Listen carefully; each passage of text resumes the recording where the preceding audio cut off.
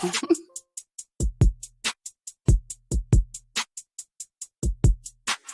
Sophisticatedly Ratchet Podcast is a roundtable formatted conversational podcast about any and everything.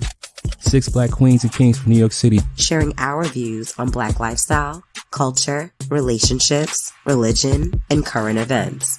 Here at SR, we try to give our listeners the real in a world of fake. Worldly professionals with class that also know how to switch it up. Now let's talk our wild shit.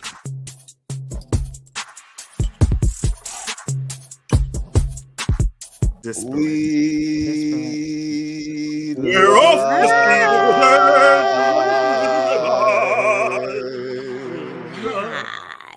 Yes. Yo, what's good, everybody? Welcome back to another episode of Sophisticatedly Ratchet Podcast. This is your boy, Master Spew God Drip Drip. Please say the drip drip. I'm here with the Sophisticatedly Ratchet Tribe. Who that? Y'all, I want to start with everybody's favorite, and you know who everybody's favorite is in this intro. It's the one and only, the Wanderer, the Who, the HSD, the Who. They call him an F-boy, but I'm gonna say he's just got mad flavor. My man. American favorite flavor for this week. I'll take it, ladies and gentlemen. What it do? It's your boy Shake, Mr. HSD, also known as the AFF. Leave the AFF silent, or if you want this week, I can be flavorful. All right. So I'm just here. I'm just talking my shit, right? Yeah, boy. But where's my announcement? I mean, where's my hold it, bro. We usually boo you. You always want to complain about some shit. I didn't get the boo though. No HR here. I'll take the chairs. All right. All right. I want to thank all of y'all for joining us today. All right. Now I'm ready to have a great episode. Facts. I want to move it over to the philosopher. No, you know he out here doing this thing. The best for last. You know, nah. We're gonna throw you out there. We gotta keep you on your toes because you know sometimes you be preparing and shit. You be back there thinking, scribbling in your pad, in your dashiki.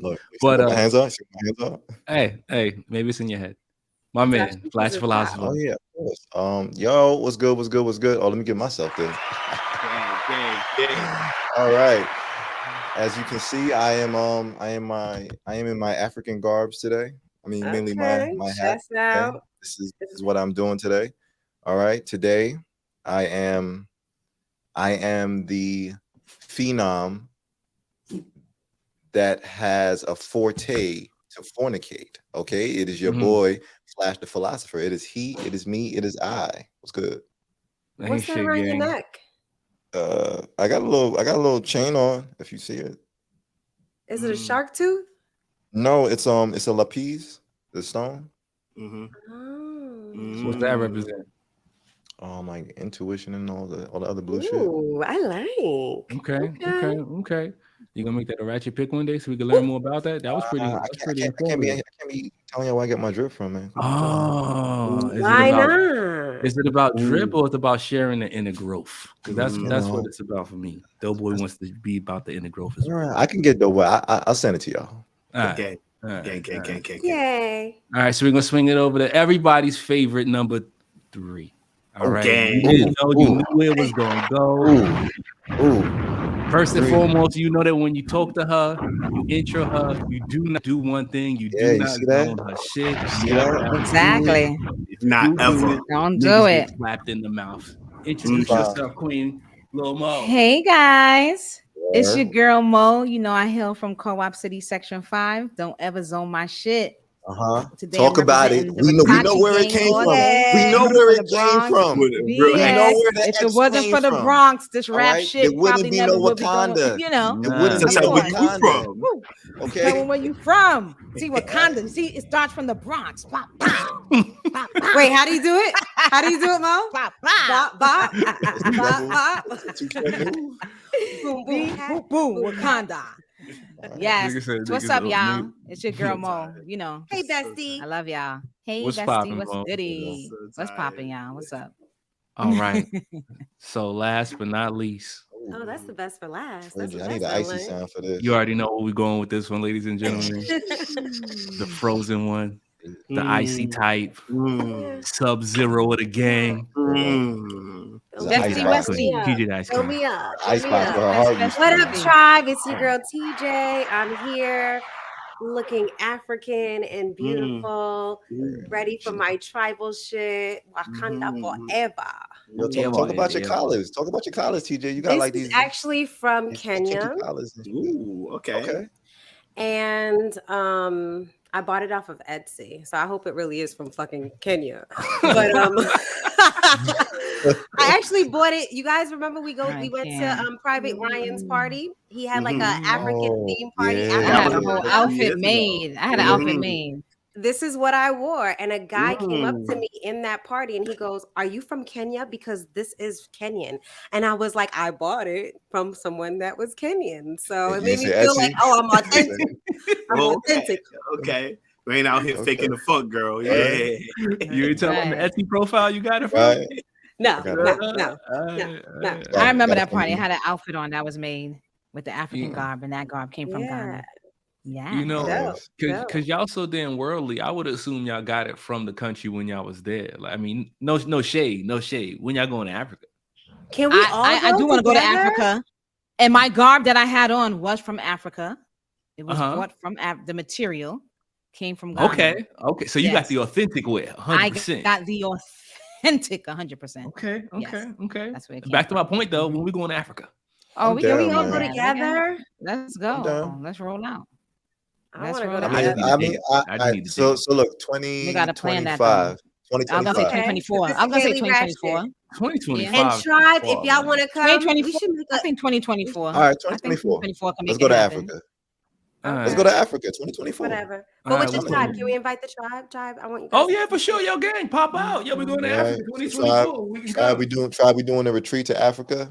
Okay. Facts. Shake, just in case you was late for a second, we going to Africa 2024. All right, we just invited the rest of the tribe. What part of Africa? We ain't figured that part out yet, but we just gonna be there. We're gonna get there. All right, cool. Why didn't you ask him about his beads? Because it was freaking me out because I saw his belly button earlier, so I've been traumatized. I know it's sexy, bro. It's sexy. You don't get to see it that often. I don't know if y'all can see us, but wait, did we talk about what we got on besides? Not yet. Okay. I saw his belly button. This is still a podcast episode. All right, so we've done our introductions. Hello, gang. So good to see you. Spew God representing Queens. Spew is an abbreviation for spreading positive energy wherever, and as a Spew God, it's my job to enrich the lives of everybody that I meet. Salutations. I appreciate that. I like to get my chakra in alignment. I don't know if you do, but I do. That means I'm up. That means I'm up. Because I said it was gonna be a great ass day. I won't accept nothing else. Nothing bad will enter my day. Say that shit like you mean it. Howl it. No bad days. None whatsoever. No bad days. I like it. Oh, it's time for my segment. Thank you, guys. You're welcome. All right, so today's chakra, we're going to be working on our crown chakra. The black queens and kings that we are, we all have a crown. Usually that crown is purple. It also can be represented, the crown chakra can be clear or white, but it's purple today. And the crown chakra represents, it's located on the top of your head, and it represents your connection to the universe. And to me, it kind of represents God, and I use these interchangeably, God or the universe. So when you pray or you meditate, that helps you align that chakra. If you're feeling depressed or you're feeling selfish or you're feeling judgmental, that means that your chakra might be unbalanced. And so let's go ahead and before we go to that, I want to say that something came up for me when I was getting ready to share this chakra with you guys, and it was question everything. So we're supposed to be here right now, and I feel like that's what that crown chakra is about. It's your belonging. It's connected to that root chakra that is at the base of your spine, which is the red chakra. But question everything. why am I feeling this way?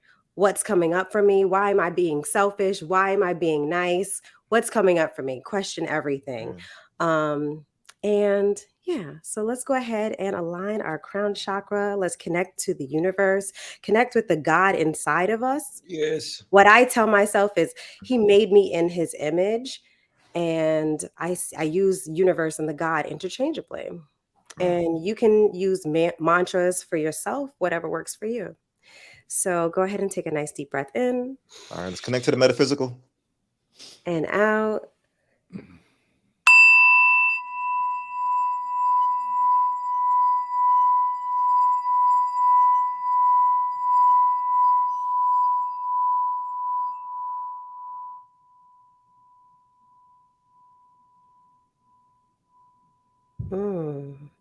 That's a good bang, TJ. That was a good one. Good bang. You get that was like 9 rotations. I'm Was that 9? You went around like 9 I don't even know. I didn't count it. You was rimming that shit. And purple is the color of royalty, by the way.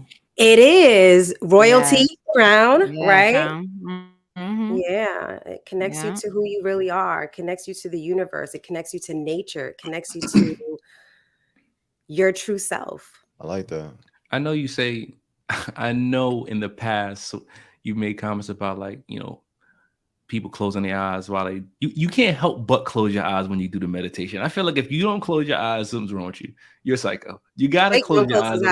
Shake don't always close his eyes. I close my eyes when I do it. At some point in time, you have to for your chakra to get aligned. I think you gotta close your eyes at some point.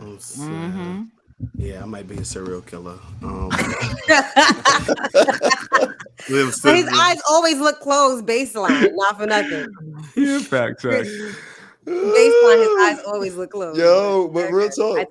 Yo, wait. Y'all ever see somebody sleep with their eyes open before? Yes, sir. Yes, That's creepy shit. That's creepy shit. My mom and daughter do it. It shit is very scary. Yo. Yeah, it is creepy.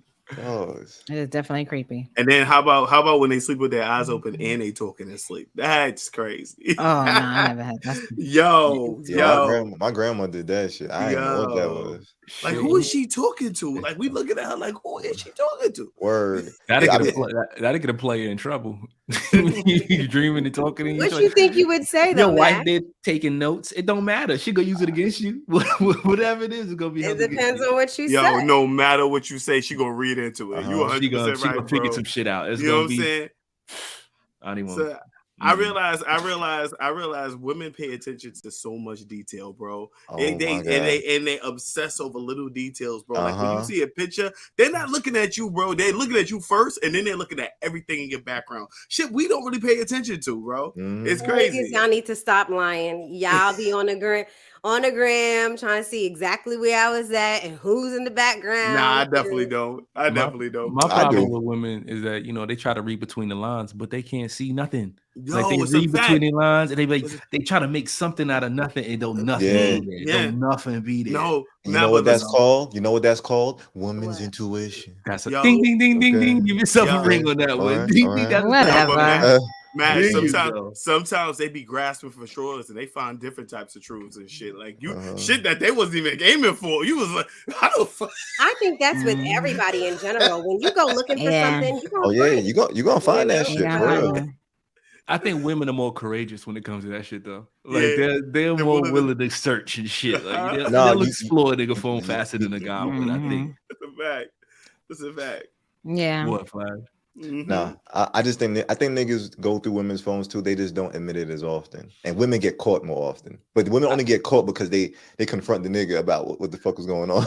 I think any nigga who goes through his girl phone is looking for a hearty. No, that's what I mean. Men looking for a reason. Looking for a reason. If you go through your girl phone, you just don't want to be happy. You just don't want happiness because you gonna find some shit in there, bro, and it's gonna hurt so bad. All you gotta see is one dick pic. That's not yours. And it might not be her fault. That's gonna burn. You gonna see some shit. That could be some community dick, but it's gonna burn. Nah, man, nigga. But here's a little lesson for the guys. If you really want to learn about your girl, don't go through her phone, nigga. Go through her girl's chat. See the type of shit she tell her friends. The fuck. I thought this is where we start. We start with the girl chat first. Do you? I would imagine. I mean, because I don't pry. But if I was surprised, I would start with the deleted box. I want to see what was deleted first. I'm gonna go to the search, and then I'm going to the 50 ladies chat. Right. Just that heads up. If I was a cheater, so to all my female cheaters, delete the delete box. Okay, delete the delete box. There you delete go. the delete box. Now we know what these niggas go. See, no recovery. See, I'm laughing. I'm sitting here like amateurs. I'm sitting here like just upload the phone to a cloud and then go next level. Damn. Can't give them all the tips, bro. Connected to the cloud immediately. Connect with your inner self and your crown chakra, and then ask yourself, why is this happening?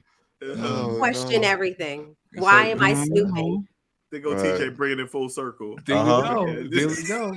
Because you're looking for heartache. You want to be sad. That's why you're snooping. You don't want no type of peace. You want you want problems. You want problems. I want peace. I want problems. Always. I want problems. Knowing she loves you with all her heart. Okay. Yeah. All right. She got a side nigga that she like to flirt with sometimes. And sometimes he send her dick pics and you just gotta be cool with it.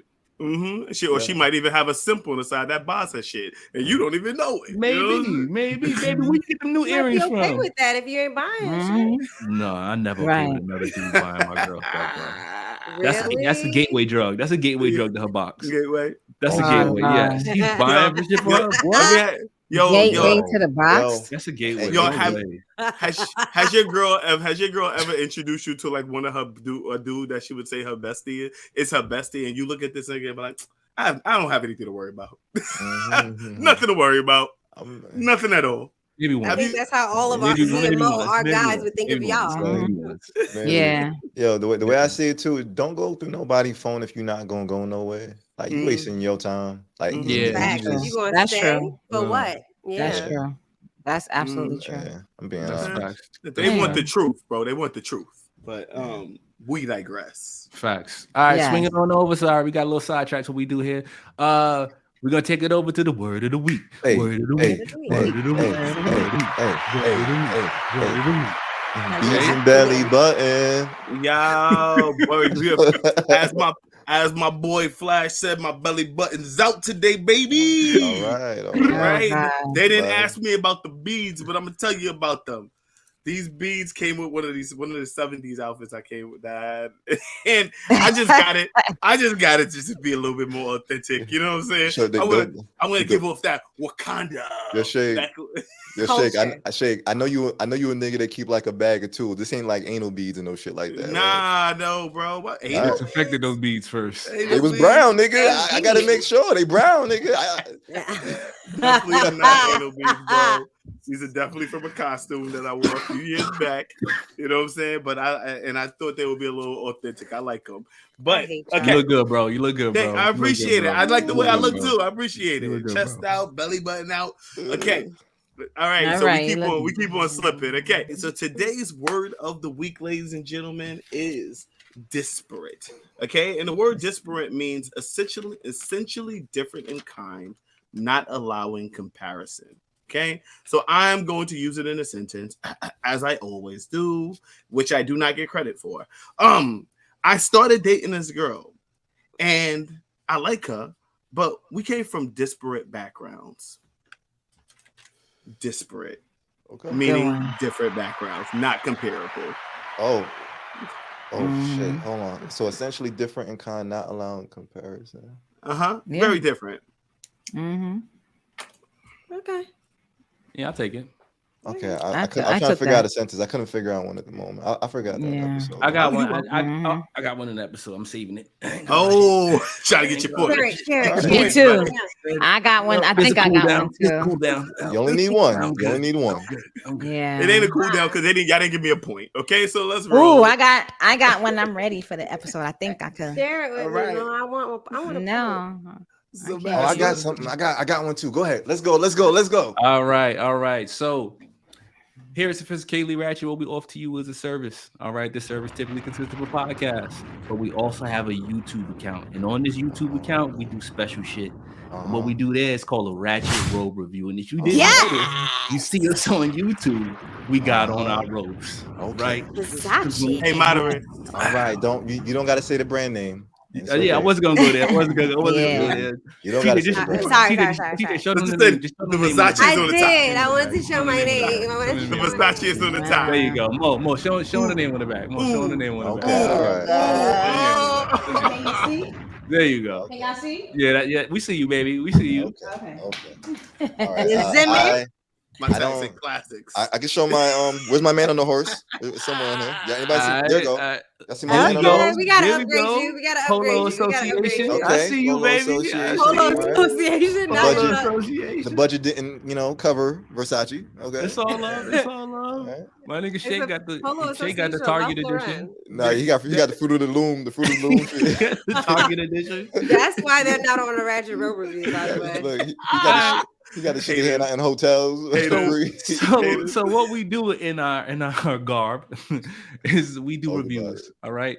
On YouTube, we do reviews called Ratchet Robe reviews, and they're typically 20-minute shorts. We talk about everything that we like. As of right now, we've been doing a lot of what are we calling it? TV, TJ? Reality TV. Reality TV. Reality. I just call it entertaining. It's good TV to me. I don't even label it reality TV. Yeah. But we do those reviews. We also do movie reviews, and we expand in our gambit of review things. Right? Matt, can you tell us some of the things we reviewed so far? Oh yeah, so we reviewed several things. We reviewed Love is Blind, the series from Netflix. All right, there was a Marriage. Go ahead. Oh yeah. Sorry, there was a three-part series called Love is Blind, and we did a overview and the intro of the series. We did Love and Marriage Huntsville. There we go. That's Love what and Marriage people Huntsville. there. With you want the individuals? It's on OWN. It's as you know, Martell, Letitia, Melody, Letitia, Kimmy, right. Melody. It's a lot going on with Kimmy. If y'all watch, y'all know what's up. 90 Day Fiance. All right. Oh, we love that. We love 90 Day. Love the Ratchet Day. Ratchet reality shows. Bilal and Shaida is my interesting topic. That's my stuff right now. Yeah. We also did a movie review on Nope. We also did a movie review. Nope. Really great movie. Great black actors, great black writers, great black directors. Just out here, we just serving up great black content out here. Greatness. Got our crown on. And we segue to another great black product, which we have Wakanda Forever. Oh. Yes. Welcome today. I don't mean to interrupt you. I don't mean to interrupt you, boys. But can we take 10 seconds at one point? It's just 20 seconds. TJ, 20 seconds. Twin. That's the fact. Whenever you're ready. TJ, lay it on him. Guys, thank you for listening to a new episode of Sophisticatedly Ratchet. And like Nash said, check us out on YouTube. You can find us at So Ratchet Space Podcast. We're a podcast, and you can hear us everywhere you hear podcasts. New episodes drop on Wednesdays. You can hear us on Apple Podcasts, Google Podcasts, Spotify, Amazon, iHeartRadio. Then follow us on IG. We're at So Ratchet Podcast. On TikTok at So Ratchet Podcast. On Twitter at So Ratchet Pod. Go ahead and hit the like button right now. Hit the subscribe button right now. The share button right now. Share us with your friends. Hit the notifications button right now. We go live every first Wednesday. We love connecting with you. That's on YouTube, where you can see our beautiful and handsome faces. Big beards on here. So Ratchet Space Podcast on YouTube. Gang. Hey. Yo, the sound is taking me, yo. Yo, word. Okay. Yeah, that was what's up. My 2020 twin. That was hilarious. You're going to tell me what we're getting into today? I love this. I love that we're doing the Ratchet Robe review on the podcast. I love that y'all actually invited us, even though we don't have Versace robes. So I'm just glad to be here. Okay, hey, this is my first. Welcome. This is my first. Welcome. This is my first appearance on the Ratchet Robe review, and I'm so excited because I didn't have to go out and spend $1,000 just to be on y'all show. I feel rather included today. Well, we make welcome. We welcome you. We make exceptions here. Look. I know my robe is a little disparate, as far as like how it looks and what it gives off. But that's a good job. That's a good job. Okay. Give yourself a bell. Ding yourself for that one. That was a good one. Yeah. That was a good one. Let me give you a point for that. I like that. So like we started initially, this is a special episode. This is Wakanda Forever. All right, we're here to talk about the sequel to one of the greatest black superhero movies that has ever been produced. All right. Spoiler alert. I'm be the first one to say that we are going to spoil the shit out of this movie here at this review. All right. If you haven't seen this movie, you late. All right. Pause this episode right now. Go watch it, then come back to the episode. And share it with your friends that have already watched it, because we want to try to have this conversation today.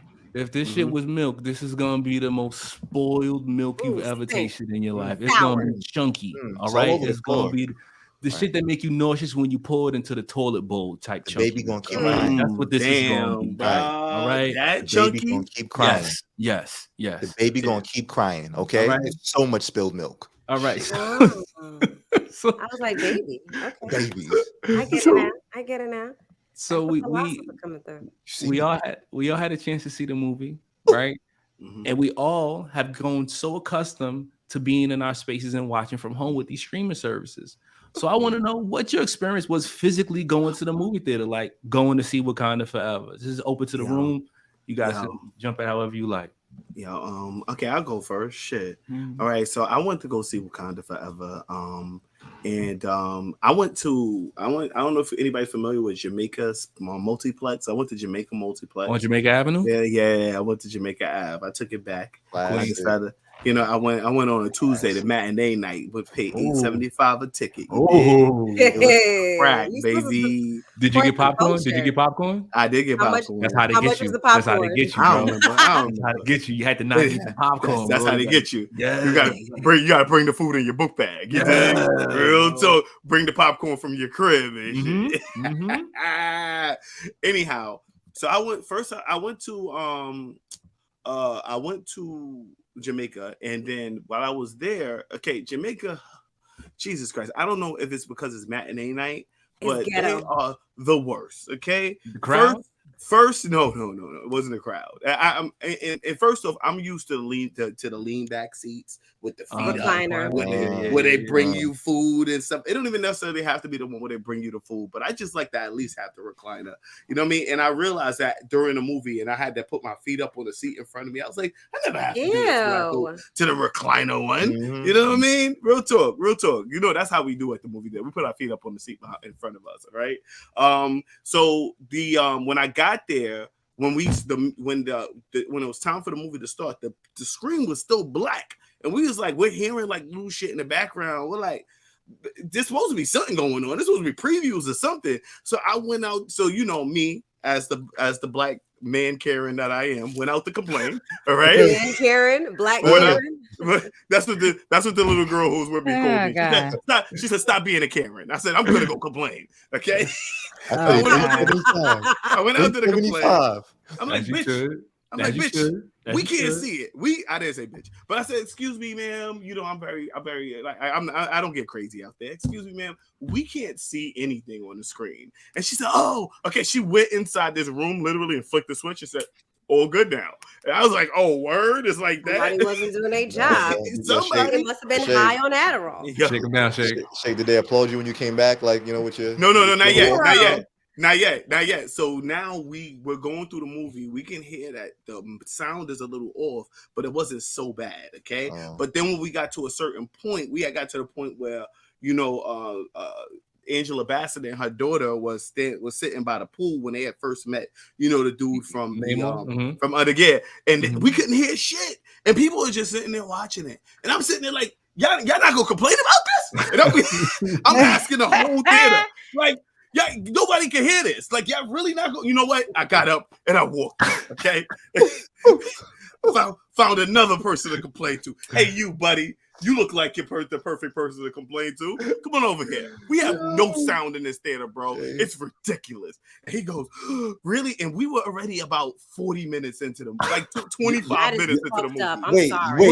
Wait. Y'all watched a solid movie for 25 minutes? 25 minutes into the movie, bro. What? It wasn't silent for the full 25 minutes. It wasn't silent. No, the sound. And then it went silent. It was just bad. It was bad audio. at a certain scene, you could not hear it at all. Like the first scene, you could hear it because it was really loud and pronounced. You know, the part where she was like, we know that you are whispering in the background that Wakanda is weak. We heard that part. But then when you got to the part where people were like just doing regular talking, couldn't hear nothing. So I was just like, I went out there, complained, all right? And then, you know, they fixed the sound. They said, you guys want to restart the movie? I was like, fuck yeah, bro.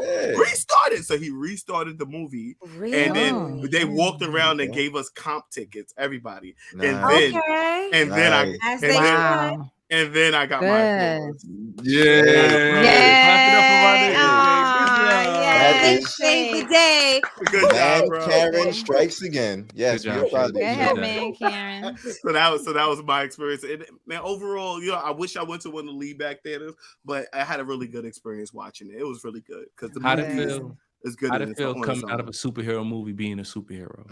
Yo, bro. Yo, I realize I have this real problem and shit. Oh, being a superhero. I got this real problem. I kind of I think I'm in a movie when I'm done and shit.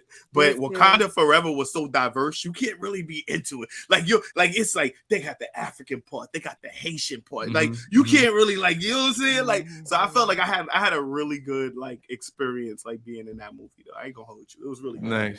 Nice. Not all heroes wear beads. Good job. Nah, not all of them. And that's the fact.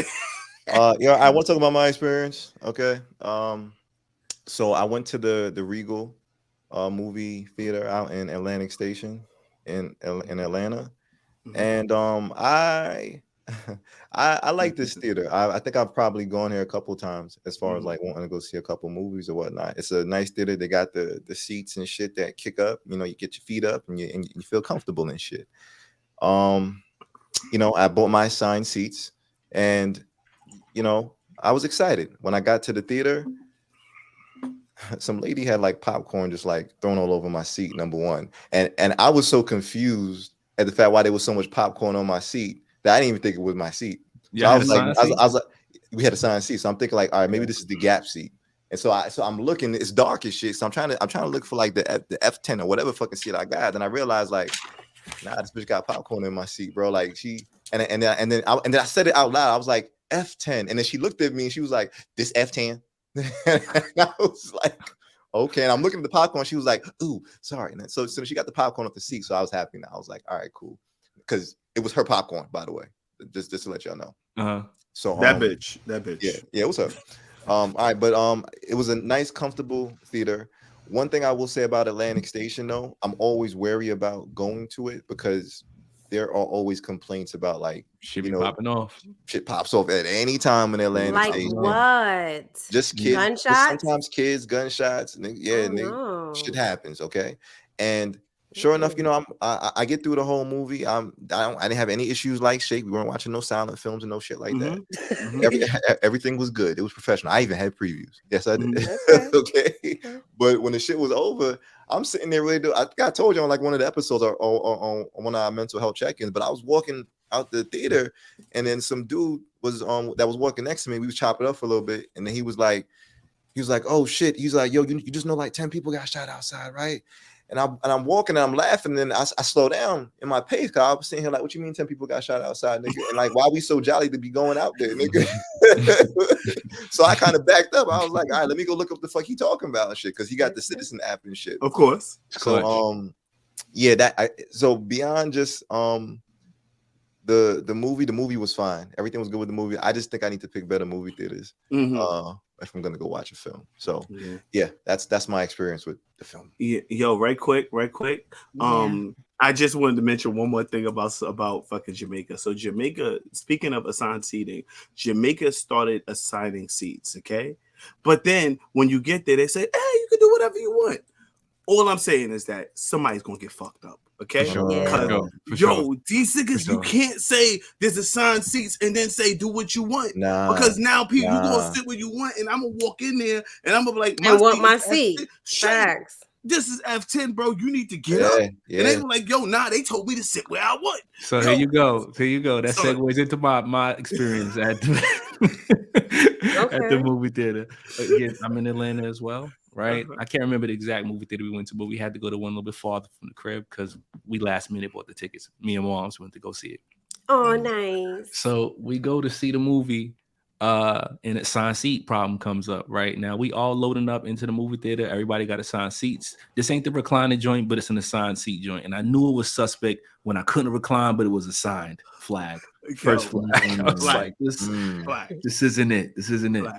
So, the trailers, the previews are going off, and I hear a commotion behind me. Now, mind you, it's a loud commotion, and it's kind of like pre-dark, not pitch black dark yet, but it's pre-dark, so you can't really like see in the movie theater.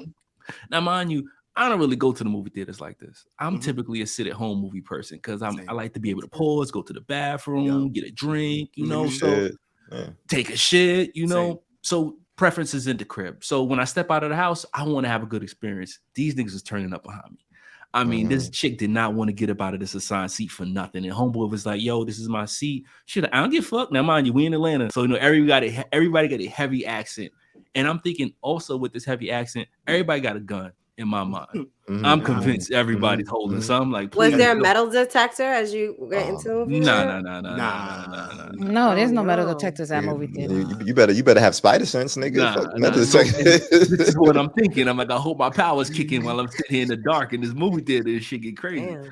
So they beefing. The movie's starting to start now. They still beefing. They had to go get a manager to come get the homegirl and move. They're like, all right, she gets up, she puts up a fight, she moved. Now she's sitting next to me now, right? Now, when she comes sit next to me, she's tight. She's tight from her experience earlier. So she's beefing with who she's sitting with, like, nah, this is some bullshit. I pay my money, like, I should wherever I want to. I can't see this close. I'm like, yo, lady, this is a good seat. This is prime real estate.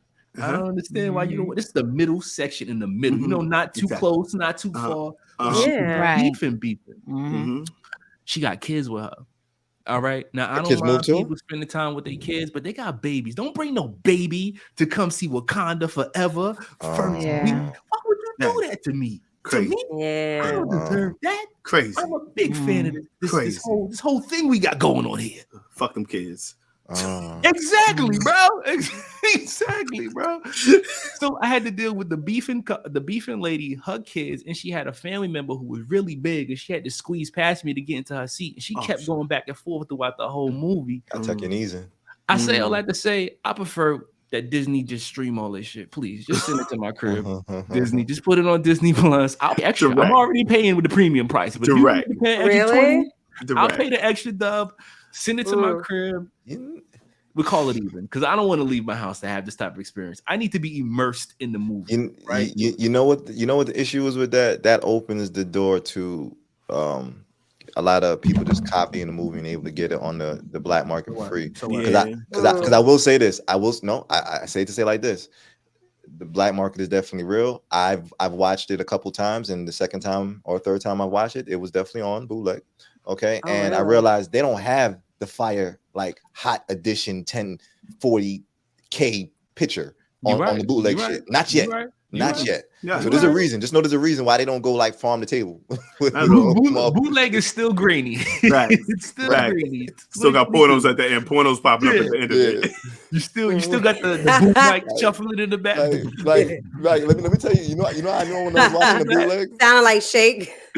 I knew it was the bootleg because there's certain parts of the movie where they speak a different language, and this shit didn't even like have the subtitles. Like I was sitting here like, now I really got to know what the fuck they say.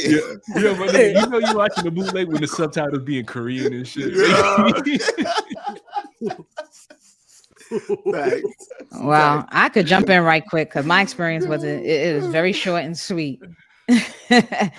I went to West. I saw the movie in Westchester at New Rock. I went way after the Bronx. No. I take back close enough. It is close enough though. It's like a hop skip. It's right there. I went way after the movie. Way after the movie came out, so it was empty. I went during the week, so my experience was fine. That's why it's short and sweet. I was in the reclining chair, ain't had no issues. The movie theater was damn near empty. It wasn't a lot of people in there. Beautiful. And we enjoyed our movie. Everybody acted accordingly. And we had a blast. That was it. I'm jealous. Yeah, I was actually. That's it.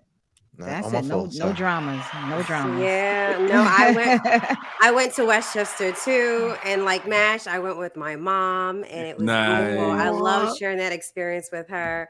We dressed up. Well, not too much. I definitely had on my Wakanda. This is my Wakanda. Anytime I'm doing anything of the culture, this is what I'm wearing right here. I had this shit on, and I bought my mom some. Yeah, I bought my mom some earrings. And at the end of the movie, I noticed one of them was on the floor. I'm like, this bitch about to lose my earrings. Like, she had no respect for the dress up. But it was a beautiful experience. And also it was nostalgic because before we went into the movies, we went to go get something to eat. And I put it under my coat. And it just reminded me of back in the day when my mom would like say, you want some Burger King or something or McDonald's? And like, we'll sneak it into the movies because she wasn't trying to play, you know, $10 for popcorn. Gotta get you. And nachos and all that shit. And also, by the way, on Tuesdays at there's a website or it's a pass according with AMC. The movie theater. AMC. It's AMC and Showtime. Okay. So it's called a show pass, and every Tuesday you get to see movies all day for $5. Any movie you want to see, it's $5. And so we went on a Tuesday, we spent our $5 and we had a really good time. I was really excited to see that with my mom. I felt like it was a moment. We shared a moment for sure. And we were talking about the movie for maybe like a week after the movie. Like things were coming up for us a week after, and we were talking about it, and it was nice to share that with her. By the way, I was higher than a kite. Nice. And I was on the edge of my seat the entire time. And I'm not a movie girl, right? You put me in a dark space, I'm gonna fall asleep. It's a wrap. But I was up the entire time, and I was like, oh shit, I need to check my heart rate because I felt like it was beating out my chest. It was that good. There was no time. Yeah, it was like no time for me to like chill. And then I had to see it again. I saw it twice with one of my homegirls, and I wasn't high, and my heart was still beating out of my chest the same way. It was such an amazing film. Yeah, the impact of the film. Yeah. Yo, since we're talking about the prices, right? If y'all ever noticed, right, that the price of the small is like 30, it's like 75 cents away from the price of the large, but they're all like $10. They'd be like $10, $10.50, $10.85. Like you might as well get the large. You might as well get the big right. one. Let's get the large. Absolutely. And that's your first mistake. As soon as you finish that shit, you're gonna have to pee. Right. Because it's salty. This part of the movie.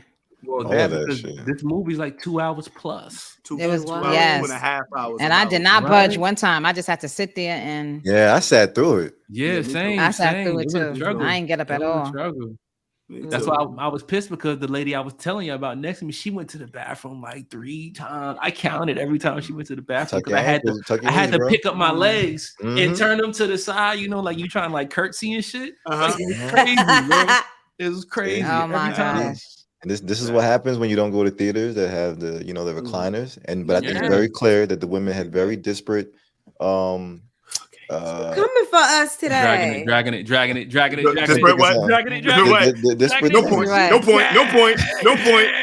point. No, allow him to finish his thought. Y'all pressured me. I seen the vein on your forehead pop up. That shit was not coming out. Y'all pressured me. You know what I meant. All right. So, TJ, you touched on it. In terms of the impact of the movie and how you connected with the experience with you and your moms, how do you feel about the culture, the cultural expressions in the movie, right? What I mean when I say that, I'm talking about the ways that you saw the differences in each of the cultures and the technologies associated with those cultures. I think that was really interesting. But what was your take on that aspect? Oh, it was just super touching. The costumes. Shout out to whoever did the costumes. Nice. Like we gotta look them up. All the costumes and Lupita body banging. I was like, bitch, I don't remember her looking that good. They was hiding that ass. They was hiding that ass. Yo, I was like, I know why she got almost 2 million for that shit. I was like, damn, I didn't even know she looked that good. But the costumes were banging. Angela Bassett came out regal. looking beautiful and strong like she does in almost 100%. all of her films. 100%. She killed that shit. Who was that? That's her name, Ruth Carter. She is the costume designer for Wakanda. Oh, nice. Yeah, shout out to you, She Ruth. killed it. Like the funeral was beautiful. Everything about it. I was like, really, I loved the culture. I loved it. I loved how they connected it to the spiritual too, and how we should be connected to the universe, which is that crown chakra shit I was talking about earlier. And I loved how they also connected it to like you living after death, right? So it's your life is not over after that, and we can still connect with them too. We can mourn them, we can connect with them, and I love that. Yeah. Mo, what's your thoughts? Yeah, I do want my thought. Okay, so let me start off by saying this. The movie for me was definitely a disparate between other movies, other Marvel movies or anything like that came out. And the reason why I say that is because the opening of the movie itself, before the movie even started. She missed that point. Yeah, before the movie even started. You got it. Do you think? I was before the movie even started, I was in tears. The way that they captured Chad for me, like I was like, yo, the movie. I was just sitting there like, the movie haven't even started. Why are they doing this to me already? And that for itself, the opening for me. Facts. The respect that they had just in opening it. The opening setting of the movie, that was it for me. That's when it sold. It was sold for me at that moment. Facts. As far as a cultural, certain scenes that were, it was very invigorating. What really did a lot for me was Haiti. Haiti came up a lot in this movie, and the reason why I appreciate Haiti coming up so much is because people shit on Haiti so much. Yes, people shit on Haiti so much. They called us refugee. They call it refugees. Why we not people? I think about all the things that Haiti has endured, and to show Haiti highlighted in this film, that was it for me. Look beautiful. And the new king is there too. Absolutely right. Absolutely spoiler for me, alert. that was a big spoiler alert. Right, that was a big deal for me. That was a big deal for me to show that that Haiti was brought to the forefront in this film. That meant a lot. That meant a lot to me, especially because Haiti has been through so much, you know. So I love that. I appreciate that. Like we said, it was a lot of nuances in regards to culture, religion, or your aspect of your beliefs. The little ceremonies between Angela Bassett and her daughter. Burning the clothes, burning the clothes, and really doing those things. So it was the culture was all up and through the movie. It very great. I could jump in. Yeah, go for it. TJ got a finger. She had a finger. I'm sorry, I had another thing for go culture. ahead. I feel like for the black female culture, I was on gonna the get map. there. Okay, we're on the map for the beat. I thought Stand that was up coming to up all later. black females right now. Okay. I love how. We were all in through there. As a superhero, as intelligence, right? Yes, because not only that, how we unify. Because when Shuri actually saw this girl, she was like, "We can't kill her. She's like one of us. She's one of us." And us, I love that. I love that. She's a black female. She's educated, and she was young. And she was young. Yeah, piggyback on that point that you're making, there, TJ. What I also loved about the powerful feminine characters inside of this movie is like when they fought, they wasn't weak. There wasn't a disparity in like strength when they fought. Like when she first fought. I thought she was gonna use the word. Okay. Yes. Came for that nigga. Yeah, when she fought them on the bridge and homeboy popped off on the whale.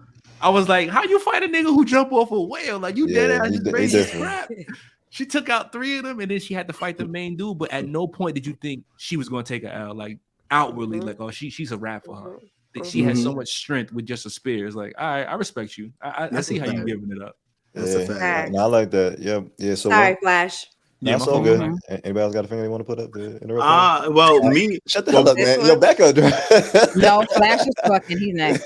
So wait, hold on. I have my goal. Let me get my goal. Ho. My bad. So I will say, like, I love all the blackness that was in the movie. I love how they definitely touch bases with even like language in the movie. I think that was super important to be like just very authentic about that.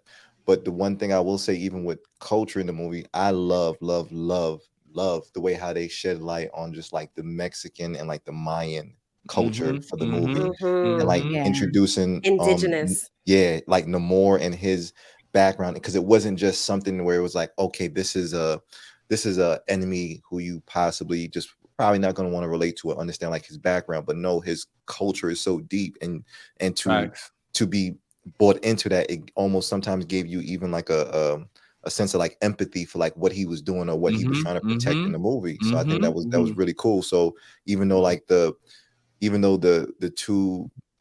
two kingdoms who kind of have the same goal, but actually no, I think they have the same goal. They're trying to protect their kingdom and what they have in their kingdom. I think it was so profound because nobody was wrong in like their decision. They're all trying to do things that are very similar in nature. So protecting their people. Right. So I love that.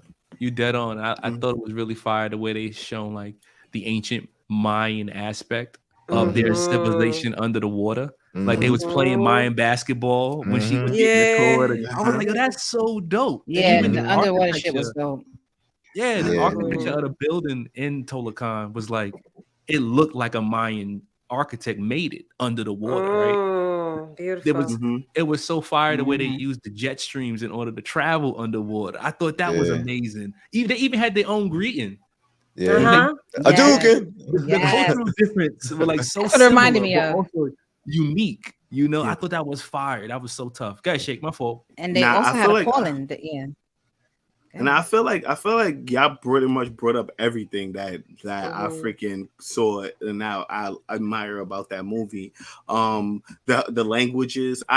Before I actually watched the movie, you had actually did the you read from the director his thank you, and he talked about 6 different languages. So as the movie Ryan Coogler, I'm over here counting the different languages. I'm like, oh, that's fun.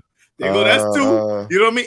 I'm be honest with you. In the first like few minutes of the episode, you already had about 3 in there. Nice. You had the African. I don't know what African language it was, but there was an African language. There was French. You know what I'm saying? There was Italian. There was a few different languages that they spoke in this movie. Spanish. It was the Spanish, Mayan. I don't think it was Italian. It was Spanish. It was Mayan, and then there was also Creole. Creole was one of the languages as well. Creole, yes. So So they spoke a few different languages. It was actually thought it was like, so they call it Zosa. Zosa is the one for like the African language they use. Okay, it was Zosa. Yeah, I have to look that up. So I like it how they were really authentic to these cultures and made sure that they had costumes and everything from this culture. I really appreciated all of that about that movie. So that's what I love. Oh, and one thing, and also the beginning when they did the memorial in the beginning, right? I really love the way they did the memorial. My question to y'all is: am I the only one who knew that I was supposed to do this when the casket went up? Like, nah, the second time I did was when I was watching the bootleg. I caught it on time. I was like this. I was like, you going up? The shit go upright, nigga. You gotta catch it. Yo, it was pretty dope. Yo, and I misspoke. I didn't do it in the theater. It's not Zosa, it's Kosa, but it's spelled Xosa. It's Kosa. Okay. Yeah, Kosa. Okay. Mash, I don't want to take away from your episode, but I do want to ask you guys a question because I have a girlfriend and I don't know if it's because she's married to a Mexican, they have a child together, and she's Afro-Latina, but she really looks more African and how does she identify? She identifies as a Black woman. Okay. But she does speak Spanish. Her family is from Panama. Okay. But Afro-Latina. But she was saying that she hated the movie because she felt like it was like, two cultures that are minority cultures fighting against each other to protect the white people. Nah. And I was like, nah, I didn't get that. I think she watched the wrong movie. She watched the Black Panther 1.5. I think you were projecting, sis. She got the Korean subtitles. Yeah, she went to the movie. She was like, I didn't like it, how they were fighting against each other, and the white people were just, whatever. And I was just like, I think all right, well, send her. It wasn't about the white people. The Sophisticatedly Ratchet Podcast. Send her over this episode, and I'll tell you right now. It's not so much that they was fighting over the white people; they were fighting over their resource, which was the vibranium. Yeah, right. The technology was the vibranium developed helped them find the vibranium, and then since they found them, right, they was like, well, Wakanda, y'all got vibranium. It was basically a distraction. So Namor used them to be able to be like, look, y'all still the only place that got vibranium. You know what I mean? Tell them Americans to stop shit to find the shit. Chill out, so we can still be, low key. I get it, and I think she gets that. She just didn't like the fact that they fought each other and that the queen died in all of it. You know what I'm saying? Like, why did they have to kill each other off? Why did they have to fight each other and have war? So you know what I'm saying? While the white people just chilled over there. You know what I'm saying? What she should have understood was the fact that they were fighting against white people, but they had different ways of protecting them. They were trying to protect themselves, and they had different ways of doing it, which caused the infighting between them because they shared the same resource, and he knew having this resource would bring the white people to him and would bring the people, the colonizers, to try to come take their resources away as well, because Wakanda decided we're going to share this resource. So they didn't want to share it. They was like, they didn't want them to try to come into their culture. So this is their way of protecting themselves from the colonizers. And the wild part is, if you listen to Namor too, Namor wanted to go to war with the colonizers in the sense of he scared the shit out of me. We collectively can burn this whole shit down together. He said, I got more soldiers than you got blades of grass. That was the realest shit I heard a nigga say in the movie. Really? That nigga, you in Africa. The nigga said, I got more soldiers than you got blades of grass.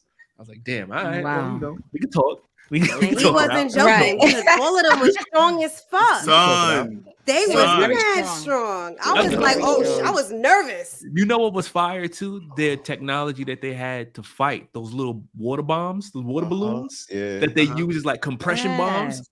I think there's vibranium in it. I don't know who fuck thought of that shit, but I thought it was a great not only that. It was what about the voice? What about even before that? The calling that made them want to kill each other. The calling is what did it. TJ, the that calling shit touched on me. The calling that they use to. Oh yes, that's what I said. Yes.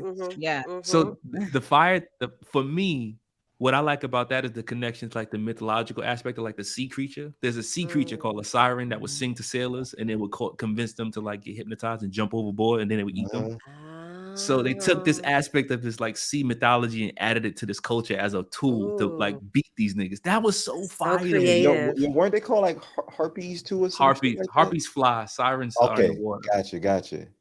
But that shit was another aspect of like cultural difference. Like this is the tool that we got here. We're gonna use this to manipulate these guys and like have them jump off the boat. That shit was fire. Like when I first seen it, I was sitting there like, don't go, like it's a trap. But I was kind of happy when all the white people was falling off the boat. I was like, yeah. And then when he got up on the helicopter, I was like, oh, it's a wrap for y'all niggas. It's a wrap. Nobody gonna be able to tell his story. Yo, he had to kill. He had no survivors. There couldn't be any survivors because that was their whole thing. Like we are secret. They didn't want them to know who they were. Right. Yeah, I think that was so interesting though. All right, so that's everybody's cultural and thoughts on it.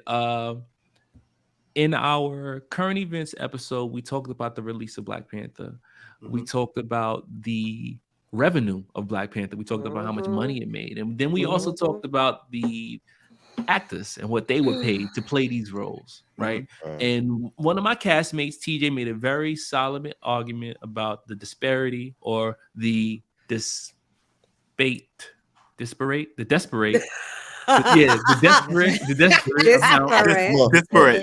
bro. Disparate.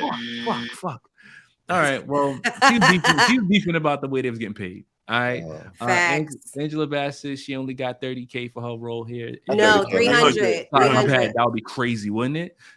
She only got 300. I think 300 is crazy too, though. 300K is crazy too. Once you break down 300K after taxes, you're probably looking at maybe like $150. But I want to talk about the relevance of a character, right? I want to talk about the relevance of a character. Now, Queen Mother. This is the character that she played. She was the queen of Wakanda. Little, factoid for those who don't know. In the MCU, it's different from the comic universe. What's MCU? Sorry, MCU is what we call the Marvel cinematic universe, right? These are all of those movies that come together to make one big story. That's called the Marvel Cinematic Universe, right? The MCU, right? That starts from Avengers all the way to now. You got me? Got it. Okay, now that world that they built is the movie world. Then you have the 616, which is the comic book world. That's a different universe, right? Two different universes, right? Okay. The 616 is where it originates these stories that turn into the MCU, right? Comic books influence movies, right? Got it. So this is in a comic book? Namor is in a comic book already? 100% for years and years and years and years. So didn't that spoil the movie for you? You knew what was going to happen? No. The beauty of the writers who make these movies is they find ways to make it unique. They these characters have been around for years, right? So Namor has been a part of Marvel Comics since like the 60s, right? As a character, right? What? So being around that long, he's had a lot of different instances with different heroes. So they pick apart pieces that they want to put into the MCU, right? Because they have so much catalog of information that they can use as a resource, right? So in the MCU is different because Queen Ramona is not the mother of T'Challa. That's his stepmom's, right? What? His original mother in the comic book universe, she dies after birth, and then the king remarries Queen Mother. So and then they give birth to Shuri. So it's not really like his biological mother, and it's not 100% his sister. But I just want to give you that little factoid, the difference between the MCU and the 616. But you know what? I didn't know that. We never actually know that if it could be his stepmother. We don't really they don't talk about it. She mourns him like that's her son. She didn't really talk about it much though. You feel what I'm saying? But it could have been, it could have still been the same relationship, but we just didn't know. They never really went into it. Facts. So now they never delve into that part of it. So that takes me to my point about staying power of a character, right? Iron Man got paid $42 million because he had staying power. You knew Iron Man was going to come back in the next 7 movies. 100%. Queen Ramona don't have that much staying power because, she's just a Black Panther. Did she die in the comic book too? I don't believe so. I'm not sure. I'm not sure if she dies in the comics, but I know she should have stayed. Why would they kill her off? Why couldn't they give her staying power? Look, TJ, somebody got to die with the iron fist. Because everybody can't be the star, right? They have to shift the focus to a different character. Look, I'm gonna tell you something. I like when people could have still been the Black Panther, in my opinion. You became too emotionally connected. No, you see, and that's a good thing because I'm gonna be like, I like shit where people die in the films, not real life. It's got to be consequential. It's got to be consequential. No, because you know what it is, TJ, and I'm gonna tell you why. Because I feel like we connect most to movies like that because we see suffering, like we see some sort of emotional connection that we can resonate with, and suffering is such a, and I said it before, it's such a common theme amongst us that we all share. So to see that in a movie, it connects you with that a lot more. It makes it more realistic. So I'm happy that we get to not say that we have to lose characters, but we get to see like that emotional connection that movie can make with us. I think that you're touching on something really profound because you mentioned earlier, TJ, you don't want to watch any more slave movies. Right? And that's basically the same thing. It connects to you because of death and like destruction. It's like it hurts. You can empathize for those people who went through that experience. So it pulls you deeper into the film. Maybe you don't want to go that deep because you ain't, I didn't pay for this type of feelings. I just want to watch a movie. Well, I was pissed. Why was you pissed? I was pissed that she got killed off because she got killed off. I was like, what the hell? Yeah. You know why we was pissed? Because we like the character so much, or people like fell in love with her and the character and the strength of the character. I feel like she had a, I don't know, people liked her character a lot. That's the sentiment I'm getting from like mad people. Let me explain. I still would have been connected to her in the whole suffering thing that you said, had she, got really sick and maybe was in the ICU for a little bit, or like in the hospital, for a little bit. I still would have felt bad. But why did she have to die? Because you had to hate Namor more. I still hate him because she's sick, and I don't know if she's gonna get better. So don't kill her off. But he's not a good plot device if he doesn't do something impactful. He has to do something impactful. That's impactful enough. 100%. And also, and I'm gonna keep it a whole stack though. Angela Bassett's character wasn't as pronounced in the other Wakanda. All right, they made her. Yes. They gave her more airtime. I like this one right here, and I feel like they did that because they knew they were gonna kill her. Okay, they had to give us some. They had to have the audience connect with her. Right. They had to have the audience love her, and then had to take her away so you can have feelings. Great directing. Great directing. Great Disney. Don't y'all ever forget. Forrest Whitaker was also he was in Wakanda, okay, and they got rid of his ass. Yeah, right? Forrest Whitaker. He sure was. He fought. He fought for him. Remember, and then he died. That's true. They got rid of Forrest Whitaker. Forrest Whitaker was in the first Black Panther, and he was he betrayed Michael B. Jordan's father. Yeah, he was the one. Yeah. Oh, he was the brother. Yeah, he was Michael B. No, he was the dude who was when they showed up at the apartment, and they was looking at him like because he was spying on him, and then he showed his look, and he was like. You betrayed. He looked at him like me and my brother. And then he went to go kill him, and then the big daddy Black Panther killed his brother in order to protect what was Forrest Whitaker's character. Right. That was part one. But all of this time, nobody was talking to Angela Bassett. All right. Nobody talking to nobody. Nah, not any point in time. Not at all. She ruled beautifully. Her arms were cut like they always are. She spoke with, dignity and like power. I was like, okay. She was leading like a boss. I was like, yes. So let me ask you a question just to segue in terms of character staying power. How'd you feel about them bringing back Michael B. Jordan in this movie because they killed him very off in briefly. Okay. What do you call that? It made me feel good because he looked good. Oh my God, he fine. Yeah, I like to see him. What do you call that? A cameo. He brought him back. A cameo. Yeah. A cameo. Yeah, he definitely did a cameo. I knew. I felt like I sensed it because she was just raging at that time. So I figured she was going to channel her cousin. I personally didn't see it coming when it happened. I mean, I didn't see that coming, but I didn't feel like it was gonna be. I didn't feel like she was gonna see her mother though. I thought they was gonna CGI. I thought they was gonna CGI Chad. I ain't gonna hold you. I was like, oh, if they find a way to CGI my nigga, like do some. Oh, really? Footage. Yeah, that's why I thought they was gonna see Chad. Yeah. I mean, you know, I actually looked into some Wakanda, like, people talking about Wakanda Forever as well, like intimately talking about it. Like they actually stated that Shuri didn't really believe in the afterlife. Shuri didn't really believe in the afterlife. She didn't believe in none of that. Like she was more of a scientific type of person. She was more, so she didn't believe that she would see anything. You know what I'm saying? So then she ended up seeing, Michael B., who and I can't remember Killmonger. And she called him by his African name. She didn't call him Killmonger. She called him by his African name. And she was I don't remember. He couldn't remember the Killmonger name. He damn sure not. Let me put my nigga on the spot like that. Sorry, I just didn't know. TJ loves to do that, don't she? I didn't know. No, I wasn't even trying to put you on the spot. I was just interested. I was just interested in it. Sorry. Take down some notes. You write down some notes. You better have your sources when you're talking about. Oh man. Oh gosh. Yeah. You know what I found fucked up though? A little bit. When Namor was like, my people who call who love me call me or like whatever his name was. But then he was like my enemies call me Namor. But then I realized like the Black Panther people was calling this nigga Namor even when Shuri was all chilling in that nigga house. She was like Namor. I'm sitting here like the whole movie. I gotta like, why are you calling me my enemy name, nigga? You in my part to the towns. It's easier. It's easier You to the option pronounce. now, nigga. Like, what you mean? First name or last name, whichever one is easy to come out. She was kidnapped. Flash, I noticed that too. That she called him by his enemy name throughout the whole thing. The whole shit. They're setting the tone for him to be the enemy. Yeah. Yeah. Real talk. Absolutely.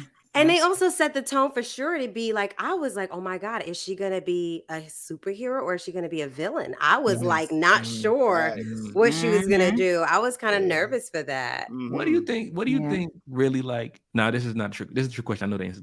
What do you think makes a hero and makes a villain a villain? What's the difference? Like what? The love, bro. It's the love, bro.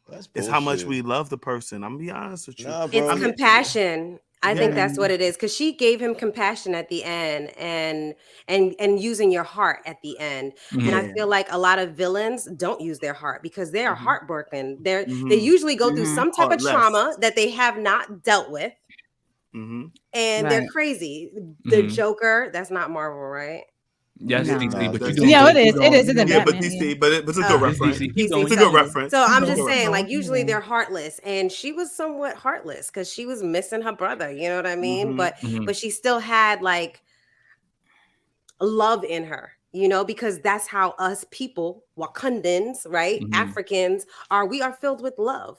You know, so I feel like she, had both of that in her. I like that question, but I'm a little bit more ambiguous when I think about it because I always feel like you the villain in somebody's story. I don't think so. So even when you said like Joker for me, I'm sitting here like he got love in his heart for like Harley Quinn and probably just like his own agenda. And there are people who just believe so much in his agenda. They have unity amongst his agenda. It's like that person's a hero in this person's eyes. This is why sometimes when I see like war and how much people are like, so proud of like their country or some shit, it's like, you're somebody's villain in the same exact instance where it's like, you're our hero. So philosopher, I'm not even gonna hold you. I love the way you think though, bro, because it is because hero and villain are subjective at the end of the day.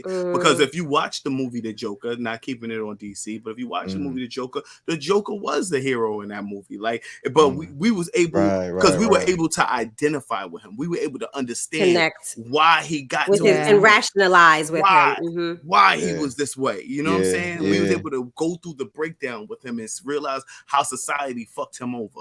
And so when I look at even the Namor shit, I didn't see Namor as a villain. I'm gonna be honest with you. I seen him as somebody who wanted to protect something that was like super vital to him, something that and if we like his culture, like from his mom and stuff like that, like seeing all of that come to fruition and how they took over the land, so you get where he got that anger from. So Pete Game, and I say that to say, before we were kind of having like our pre-chat a little bit, we were kind of speaking about like what we see in like Jewish culture and shit like that, and we said like there's unity amongst like why sometimes certain cultures are so powerful. And I feel like these instances that they sometimes show you in this movie, whether it's Namor and his kingdom or the Wakanda kingdom, it's like you see the power of unity, and you see like when people do like all collectively like not believe in one thing but support one another, it's like you thrive ultimately, even if it's just in your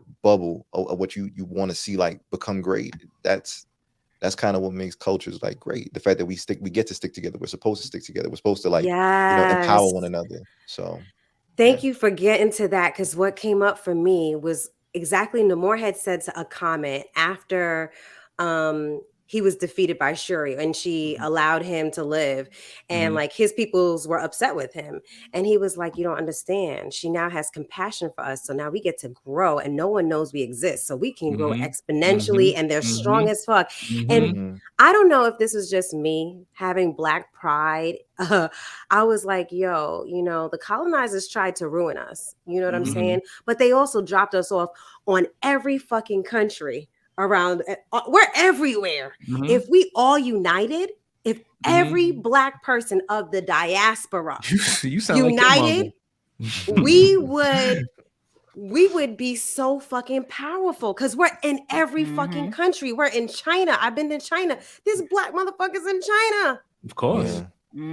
Okay, there's Black people everywhere. So I'm like, yo, just the same way Namor said that, we can grow. You thought that she was gonna like, get something over us, but you just don't know what we have. And I feel like that about the Black diaspora. Well, I know he's coming back with it. In my opinion, he coming back with a vengeance. Something wrong. Yo, Yeah. yo, I don't know if y'all remember, but in the end, also what Namor had said when he was defending why he conceded to Shuri, he was saying that eventually they're gonna come for Wakanda, they're gonna come for them, and they're gonna need us. But they already did. They already started coming for them. Eventually, because they thought it was them doing all that shit. Yeah, they did. Eventually, we're gonna gang up and we're gonna get our war, but we just gotta wait for them to see it our way. They're gonna see it our way eventually. So we just have to let them. We have to let them get to that point. They're gonna come for them before they come for us. Because they don't know they exist. Exactly. Facts. I think that you touched on a lot of solid points as far as like the perspective aspect of hero and villain Flash. It's all perspective. Depending on the intentions of the person, of the hero or the villain. A hero will sacrifice himself to save the world, but a villain would sacrifice the world to save a person. You know what I mean? That's the difference between villains and heroes. That's perspective based. I think that's really a big dynamic to how that keeps the Give me an example of a villain that did that, because I'm not big into these like Marvel, DC. I'll even go to the Doctor Strange when you did the when they did the alternate universes, when he was actually trying to save his woman and he ended up destroying his entire universe. He's a hero, but he ended up destroying his entire universe to save this person. So he was a villain. He was a villain in that right there. Yes. Yeah, that's a great example. Yeah, that's dope. That's a great. That's being selfish. Wow. So selfish that you don't give a fuck about nobody else. Nobody. Like I don't give a fuck about how none of y'all feel about what I'm doing. I have a purpose. Villains usually have a huge sense of purpose. So do heroes, nigga. And they don't. Heroes too. And they do not feel like what they're doing is wrong. They do not feel like what they're doing is wrong. But then you look at the shit like Batman, and I think one of the big quotes from that one of the movies was like, you live. What is it? You live long enough to see yourself become the villain type of shit. It's like you can't be the hero until one day you just are the villain. Namor was always the motherfucking hero till one day he was now the villain, and that's just what the fuck it is. Sometimes that's what it looks like to us, right? Wow. But like I said, I didn't like Namor.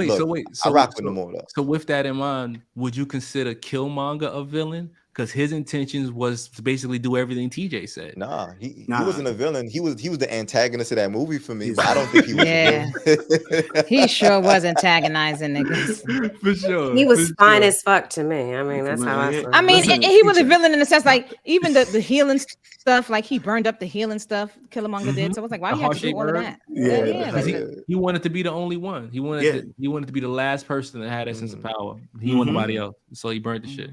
Oh, you know what it is, to be honest with you?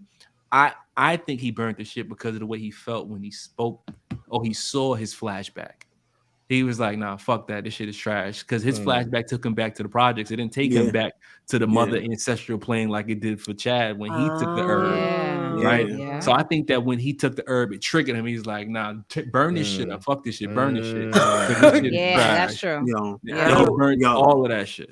So there was another thing that was brought up when I was looking at one of these other Wakanda reviews, or like when they were talking about it, is they explained that because they weren't pure, he wasn't pure in heart, which is the reason why he wasn't on the plane like everybody else goes to the plane when they get there, because they're pure in heart. But you see, to Shuri, she was also not on the plane. She was in this burning building. You know what I mean? She wasn't on the plane because she was. That's how we know there was a possibility she could turn into a villain. That's like what Lupita kept asking her. What did you see? What did you see? What did you see? Who did you see? Who did you see? Exactly. That makes me even more excited about the future of the franchise. Oh yes, right. Because what they're Let's doing. talk about Haiti. They're sowing seeds of characters who play more influential roles in the 616, right? Remember, I told you the difference. You have the Marvel Universe and the 616. You have 616 characters who are being shown but not fully showcased, right? So if you notice, there were two female, what's the name of them? Dora Milaje characters. Right, you had Homegirl who played, so Dora Milaje were the female soldiers in Wakanda Forever. Right, okay, that's what I figured. The bald head chicks with the spears. The bald head, right? yes. Right, now there were two Dora Milaje characters who were talking to each other. There was one who had swords, like in her hands, like this, Yes. Right? It's his homegirl from I May Destroy You. I can't remember her name. Yes, I May Destroy You. Yes, I She's remember. from the I remember her from UK, there. Right. African. Yeah. And at the end of the film, they showed her and her lover kiss each other. Yes, and I love that. Yes. Right. That was how you. LGBTQ That was LGBTQ. community. I Yep. I love found. that. I'm like, wow. Yeah. They did that for the family tribe. But the dope part about that is in the 616, those two characters develop and do their own thing, and they create a tribe of their own for women who are being mistreated in Wakanda. So they create their own unit and rebel against Wakanda, like, because y'all not treating women right. These two Dora Milaje characters do their own thing, right? Wow. And then they go to war with Wakanda, or they go to war with those tribes who are abusing women. Right now, in Wakanda. I'm not sure if you guys are familiar with Ta-Nehisi Coates. He's a black writer. He wrote Between the World and Me. It's a really great book. Coates. I got you. Is the okay. Boy got books ready. References. Right, so, yes, that's it. Yeah, that's it. Ta-Nehisi Coates, right? He was writing Black Panther, right? So he was retained by Marvel to write the second to last Black Panther run, and he's the one who made that story arc with those two characters doing their own thing. I say all that to say they're setting the foundation for the next film when those characters can evolve and do more in the Marvel universe, and it's just fire because it's all self-contained. It's all a African related topic. It don't have to be anything to do with anybody else, and it's fire. Right. It's fire. Wow. Yeah, that's dope. That's dope. That's dope. I just want to end it with how it inspired me and how I feel like it's inspiring the culture. Black boys. I love that they put the Black king in Haiti, and he was the cutest little Black boy with the cutest little laugh and dimples. What was his name? What was his name? That's name important. Was Toussaint, and he knew who he was. You know, he knew his African name. He's like Tasha. What was his real name though? I don't know. What was his African name? It was T'Challa Jr. It was T'Challa Jr. Yeah. Jr. Yes. So I love that he was educated enough, even at 6 years old, to know that I am the Prince of Wakanda. I know who I am, and I think that was powerful for our little Black boys to see that and know who they are. You know what I mean? I didn't consider that. Yes. And I want, No, I was gonna say, Flash. Some fuck shit, Flash. Go ahead, man. Go ahead. I was gonna say something. Just talking on that, and as far as so she talked about the little boy being a prince, and for the females to show, and Black females, because a lot of times, and I'm being realistic. Like nowadays, girls, females is about whatever. They about the streets. They about fashion. They about all the stuff. But to show that you could be educated. Educated and people and create all the stuff that the government was damn near after this little girl. Fact. You talking about Riri Williams. Yeah. So Mo, that's kind of what I was going to speak on real quick. But go ahead, man. I know you're going to go ahead, but and then TJ could finish. Yeah. I was just going to intro Riri Williams. So Riri Williams is another Black character who got showcased in the Wakanda Forever film. In 616, again in the comic book world, Riri Williams is the protege to Tony Stark, and she is Ironheart. She's like the new Iron Man in the comic books. Right, and they show her in the MCU, her intro as a character, and there's even more area for her character to grow inside of the MCU universe. She has a whole thing in the comic book world. I ain't gonna lie. I feel like she was doing too much for me in the movie at some point. Same. But hold on, no, we're not there. Haters, misogynistic. How so? She was my least favorite thing about the movie. I'm gonna just say that. All right. Wow. We got a subject on that. We got a talking point on that. But the only reason why I bring it up, as far as like culture, the one I guess one of the key takeaways that I saw from the movie, I don't know if it was just me, when it came to her and how the white man or white people took her technology unbeknownst to her to use it for their own agendas and shit like that. Right. I felt like that was such like I see what y'all did here. So you mean to tell me this Black person invented something and they don't even know that y'all making money off of this shit? That this shit is done and how long has that been happening? They still doing it to this day. Right. So just understand your power, what you represent, and when you are being misused. Like correct. Because I when I saw that scene where she was like, "They using my shit for what?" and I was like, Yeah, I was like that hit home. That hit crazy. Home. Shouldn't have signed that NDA, Shorty. Shouldn't have signed that contract. Good. She did. So Shorty said she did it for a science project, and somehow they ended up getting their hands on it. Like crazy. Yeah. They told her it was no good. That's what she said. She's like, "Oh, no." They told her make it better. They told her make it better. They knew she was good, but I think the professor wanted her or challenged her to be able to make something better. Even then, it's like, make it better, but why? Because this shit that I made is fire. You want me to even push this shit even further and make it better, and you manipulating me by doing so because you know the shit worked. Like you know this shit worked. You want to make a better version of this shit. It did not even tell me that you using my shit. Yeah. Military was using it too. It was the CIA was using it. Crazy. And they've been doing it from the beginning of time. So it actually made me feel like I hate white people again. You know, it reminded me of watching like a slave movie. Like, oh, I hate these motherfuckers. Like I can't. These reminders they've been doing this. You know, like reminders are necessary because we're not far removed from when this thing happened, and we are still. And they're doing it to this day. We're living in it right under now. our nose. We are suffering the effects of that to this day, and it is very apparent. And the fact that it's so glossed over and overlooked by other people is mind-boggling to me.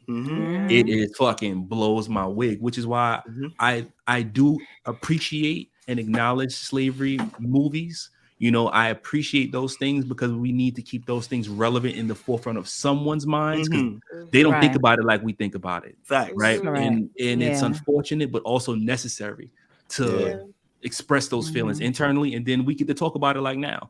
You know, we can express how we feel about it. We can keep bringing up ways to get better. Right. Oh, I feel like whenever we have these conversations about other cultures, we talk about ours and then we figure out how can we improve? How can we make it more like this? How can we steal pieces of their sauce so we can get better? You know, because they steal ours all the time, the time. Mash, you know, I 100%. I feel you on that right there because I feel like we grew up in the age of the slave movie era. Like they made so many slave movies in our era, but I feel like they've been falling back on that a lot, which is making these young children, which is making these Generation Zers lose touch with the fact that these things happen to us. So I still feel like we still have to highlight these things for them to see that this is the things that our people went through. Because you know what I'm saying? When they start glossing over it, like you said, people start forgetting that these are the things that happen. They don't. That's true. That's so true. In school, bro. They don't. They don't. No, they don't. Again, American history doesn't. Because they want to act like it never happened. They want to act like it never happened. The thing that fucks me up most about this, and I'm gonna stop ranting because I'm starting getting emotional. How you make it to heaven if you don't get forgiven for your sins? How can you acknowledge the wrong you've done to people if you don't appreciate it? Like you have to accept it in order to move forward. But the fact that we won't accept this, or as a society universally, we can't come to a commonality that this is wrong and things need to be adjusted, is fucked up.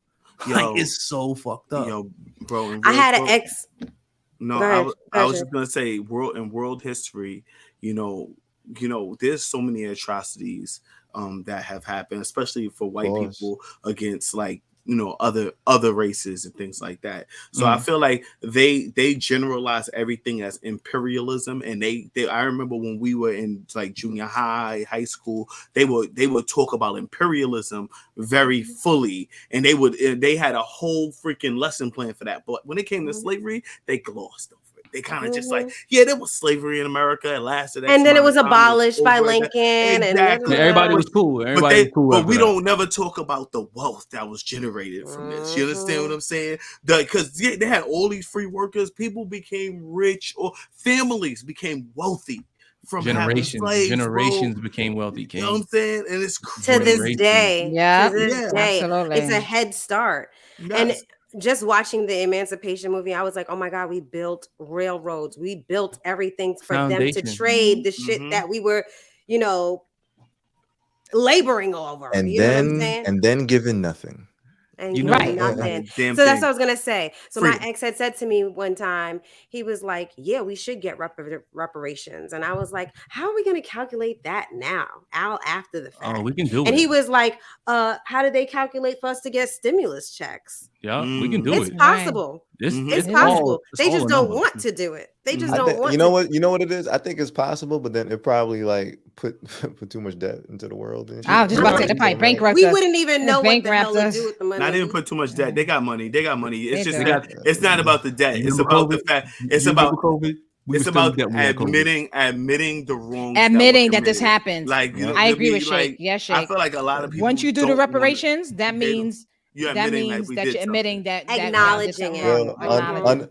Unpopular opinion. I don't think we're ready for reparations. I would. We should make that a whole different episode. I'm gonna just be honest. I think that reparations looks differently to all of us. Right. Yes. That's fair. Right. When you think of reparations, what comes to mind when you think of reparation? A dollar amount? Because I think like systemic change. Well, I think more than a few things. I think it's a dollar amount. I think it's a real estate, correct? Land. Yes. And I feel like there has to be certain institutional things that are put in place to help decrease shit like the wealth gap and a bunch of other shit that we know we fall victim to as far as like Black communities. So it's a and this is why I said like America will go bankrupt trying to like correct all that wrong. I'm not saying it's not possible, but there's a lot of other countries that have acknowledged it. Right. And so why are and it's we not just America? I think that's something that we need to keep in mind. Europe, the whole idea and concept of insurance, that starts with slavery. So I think that a lot of people in Europe got a shit ton of wealth. That's royalty. That money can definitely slide this way because a lot of people benefited from the transatlantic slave trade. I'm just taking it back further, right? Transatlantic established so many dropping points where our people were left off. We need money from all of them spots. Everybody getting taxed. That's a fact. That's a fact. So it's not just America's money; it's everybody's money. It's world money. Europe, bro. Yeah. The Dutch.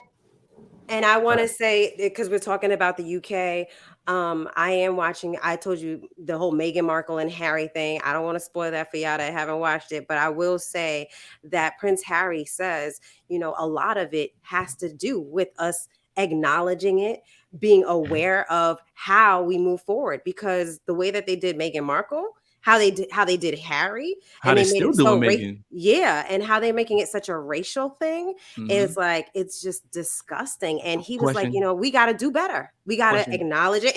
And he even said that he did it. He was like, oh, I had the swastika as a costume. I played Hitler when I was a young kid. I had to really go to a concentration, someone that was actually in the concentration camp and really feel what they went through, and I had to change my behavior. But that's what we have to do. They have to really acknowledge it and do change behavior. Go ahead, Mash. Wow. Question for you, TJ. I didn't watch the Meghan Markle and I encourage you to, King. Yet, but I did listen to like the trailer when you preview shit on Netflix and you the trailer, and she was saying how she didn't realize how Black she was until she was. Got to the UK. Yeah, and her mom. Let me tell you what her mother said. Wait. With that statement, her saying that she didn't acknowledge that how Black she was until she got. She didn't notice it. She didn't notice it. How does that make you feel as a Black woman? You're right. I get it. I get it though, because she doesn't look like me. And when I look at other women, and it's a colorism thing here as Black Americans too. And I think a lot of women felt that because they don't have the same hair that we have, and they don't have the same color that we have, and a lot of got the same curve. Some of them do. Some of them got the black curves with the pretty hair and their fair skin. And when I was growing up, that was what was popping. I don't know about y'all, but I remember the light skin shit was popping, and I remember it being somewhat of an issue. You know what I mean? Like a lot of the guys wanted the girl with the pretty exotic long hair, and not all of us had that wavy whatever. But that's all programming though. It is programming. And she also felt like she didn't fit in either. She couldn't fit in with the Black. She couldn't fit in the white. So that's what she had to go through. And her mom actually apologized to her, apologized and said, I never really had a conversation with her. I didn't even know how to have a conversation with her. She said the first time she ended up having that conversation with her is when shit started hitting the fan. And she said, Megan, honey, this is going to go racial. And she was like, no, it's not, Mom. And she's like, yes, honey, it is. And her mom is the most African looking woman you could see. She got dreads and a nose ring and all types of shit. Everything. Yeah. But I digress because we're going somewhere else. I encourage you guys to see that as well. Tribe. Absolutely. Can I do my 2020 Yeah, we about to wrap this up. Okay. This has been a fantastic episode. Okay. Wakanda Forever. Yes. Tribe, if you haven't gone and see the Wakanda Forever movie, go ahead. We spoiled it. Right We're sorry. We spoiled it for you. But we hope that we encourage you to go see it. We encourage you to bring some other people to go see it. And I pray that it inspires our culture. Check us out wherever you hear podcasts. We drop new episodes every Wednesday on Apple Podcasts, Google Podcasts, Spotify, iHeartRadio. Hit us up on IG. Hit us up on IG at So Ratchet Podcast. Hit us up at Twitter at So Ratchet. Give me your phone number. Give me your phone number. Give me your phone number. Tell me where to hit you up. Hit us up on TikTok at So Ratchet Podcast. Hit us up on YouTube where you can see us. Ratchet Robe review. See our dope robes. And check out our Ratchet Robe review. If you didn't watch Love is Blind, check that out. We had some and we're gonna have some more Ratchet Robe reviews coming up. And that's at So Ratchet Podcast on YouTube. Hit the like button right now. Hit the follow button right now. Hit the share button right now. Share us with your friends and the notifications button. So every time a new episode or anything that we put out comes up, you are aware and you get to support the tribe. Okay.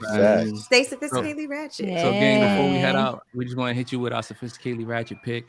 All right. I get the honor and privilege of presenting to you my sophisticatedly ratchet pick for the week. I love it. All right. So like I've said previous times here before, I love this comic book shit. It's what I do. All right. So what I got for you is this Black Panther Ultimate Guide here. All right. This is a legend, warrior, king. Is it hard copy? This is a hardcover. Ooh, how much is that? I don't know, but when I got it from a crackhead, and he gave me it for like a quarter of what it originally is.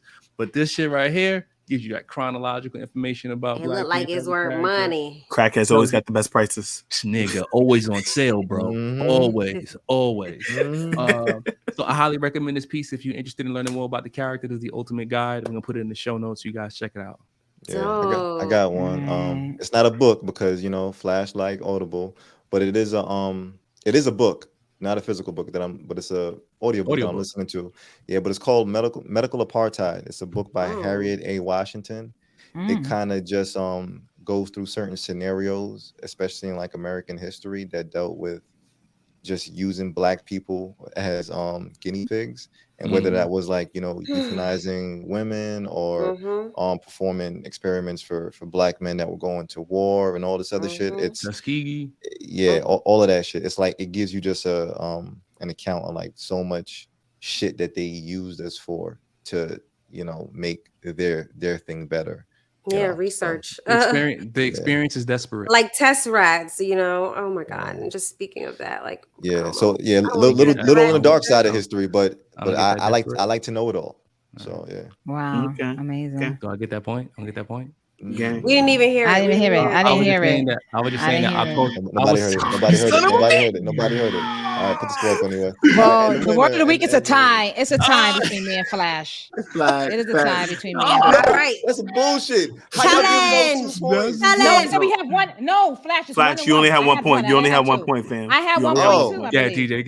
That's why it's a tie between me and Flash. You didn't get your point. You didn't get your second point, Flash. You didn't. All right, go. Who goes first? No, I'm gonna gracefully give it to Flash goes first. Flash. Oh, you're just gonna give it to me? Yeah. Send this off. Send his face off. Since his face off. Starts in 3. Since his face off. 2. All right. Well, 1. The way how my lady said that we broke up was very disparate in how we described it. I don't know. Okay. Mow you up in 3. Come through, best. 2. Girl 1. power. Do it for Shuri. The way I have a love of seafood is very desperate from how other people have a love for seafood, because I am the seafood fucking queen. Okay, bitch. Sudden death. 3,